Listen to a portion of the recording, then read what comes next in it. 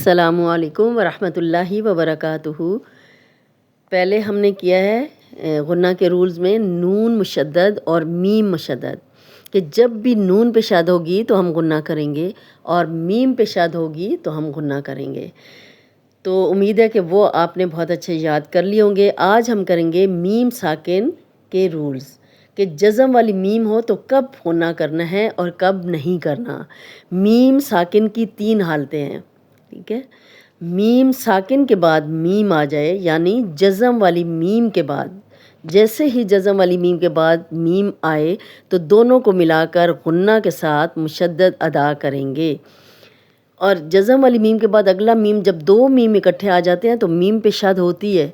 वो तो आपको बहुत अच्छी तरह याद होगा कि जब भी मीम पे शाद हो तो गुन्ना किया जाता है। तो अगर पीछे मीम आपको जज़म वाली नज़र ना भी आए तो आपने गुन्ना करना ही करना है, कि जज़म वाली मीम के बाद मीम।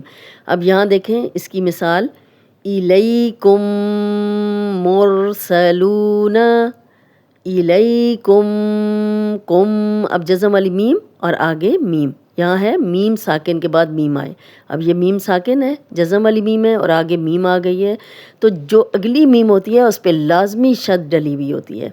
तो पहला रूल क्या है कि जज़म वाली मीम के बाद मीम आए तो हम गुन्ना करेंगे, और गुन्ना नाक में थोड़ी देर आवाज़ के ठहराने को कहते हैं। इलैकुम मुरसलूना, लू वाव मद्दा है, जज़म वाली वाव पीछे पेश 2 हरकत लंबा करेंगे, और इसको इदगाम शफवी कहते हैं।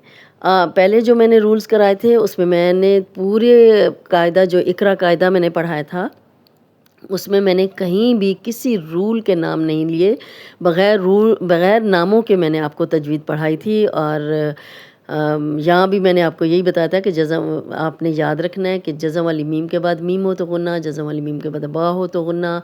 इस तरह करके मैंने आपको, लेकिन नाम किसी के नहीं लिए थे। अब आपने डायरी बनानी है और उस पर लिख लेना है कि जज़म वाली मीम के बाद मीम हो तो इसको इदगाम शफवी कहते हैं। इलैकुम मुरसलूना, मीम साकिन के बाद बा आए। अब ये तो था जज़म वाली मीम के बाद मीम, ये है जज़म वाली मीम के बाद अगला हर्फ। अगर जज़म वाली मीम के बाद अगला हर्फ बा होगा तो तब भी हम गुन्ना करेंगे, और इसका नाम क्या है, इख्फ़ा। गुन्ना के साथ इख्फ़ा करेंगे, इसको इख्फ़ाए शफवी कहते हैं। जब मीम और बा का मतलब क्या होता है कि मीम साकिन के बाद बा आए तो गुन्ना के साथ इख्फ़ा करेंगे। मसलन वमा हुम बिमुमिनीना, वमा हुम इसलिए हम गुन्ना कर रहे हैं कि जज़म वाली मीम के बाद अगला हर्फ बा है। मीम साकिन के बाद बा आए तो गुन्ना के साथ इख्फ़ा करेंगे। वमा हुम बिमुमिनीना, बिमुमिनीन अगर रुक जाएंगे तो, ठीक है।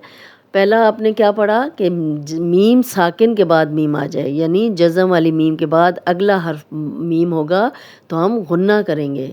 और दूसरा रूल क्या है कि मीम साकिन के बाद, यानी जज़म वाली मीम के बाद अगला हर्फ बा आएगा तो हम इख्फ़ा के साथ गुन्ना करेंगे, और इसको इख्फ़ाए शफवी कहते हैं। वमा हुम बिमुमिनीना, मीम साकिन के बाद मीम और बा के अलावा हमने 2 हर्फ पढ़े। जज़म वाली मीम के रूल्स जो हैं कि जज़म वाली मीम के बाद अगला हर्फ मीम होगा और जज़म वाली मीम के बाद अगला हर्फ बा होगा तो हम गुन्ना करेंगे। ये 2 आपने याद रखना है कि कब कब गुन्ना करना है। मीम साकिन के बाद मीम और बा के अलावा कोई भी हर्फ आ जाए तो वहाँ इज़हार होगा, यानी गुन्ना नहीं होगा। इसको इज़हारे शफवी कहते हैं, ठीक है। सिर्फ गुन्ना कब करना है जज़म वाली मीम के बाद, जब अगला हर्फ मीम हो या जज़म वाली मीम के बाद अगला हर्फ बा हो तो हम गुन्ना करेंगे। अब आपने जब भी कुरान पढ़ना है तो आपने गौर से देखना है कि जब भी जज़म वाली मीम के बाद मीम होगा उस पर शद डली हुई होगी। ये तो आपको रूल्स याद होंगे कि मीम और नून पे शद हो तो गुन्ना करना है, लेकिन जज़म वाली मीम के बाद मीम और जज़म वाली मीम के बाद बा होगा तो हम गुन्ना करेंगे। लेकिन इसके अलावा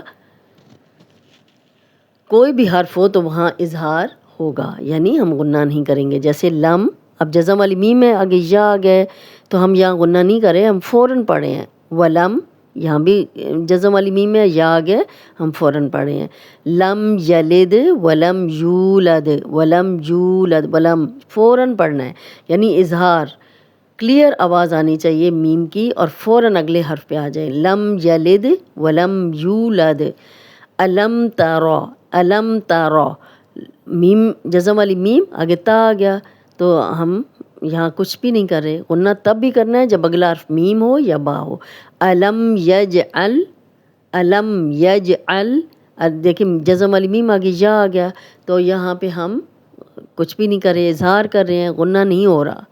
غنہ آپ نے یاد رکھنا ہے جزم والی میم کے بعد با اور جزم والی میم کے بعد میم، یعنی خلاصہ یہ ہوا کہ میم مشدد میں تو غنہ ہوتا ہی ہے، مثلا ثم عم، اسی طرح میم ساکن کے بعد میم اور با کے علاوہ کوئی بھی حرف آ جائے تو غنہ نہیں ہوگا۔ اب دیکھیں ادغام شفوی کیا تھا، میم، جب میم کے بعد اگلا حرف میم ہو تو اس کا نام ہے ادغام شفوی۔ تو ادغام کا کیا مطلب ہوتا ہے؟ ملنا، یعنی دو حرف ایک دوسرے میں مل رہے ہیں، میم کے بعد میم۔ اور اخفاء شفوی کیا ہوگا کہ جزم والی میم کے بعد با، اور اظہار شفوی جزم والی میم کے بعد با، میم اور با کے علاوہ جتنے حروف ہیں ان پہ اظہار ہوگا۔ امید ہے آج کا لیسن آپ کو سمجھ آ گیا ہوگا کہ جزم والی میم جو ہے، میم ساکن کی 3 حالتیں کون سی ہیں، میم ساکن کے بعد میم آ جائے، میم ساکن کے بعد با آ جائے، یا میم ساکن کے بعد میم اور با کے علاوہ جتنے حروف آ جائیں تو ادغام شفوی، اخفاء شفوی اور اظہار شفوی ہوگا۔ آج کا لیسن یہیں پہ ختم کرتے ہیں۔ السلام علیکم ورحمۃ اللہ وبرکاتہ۔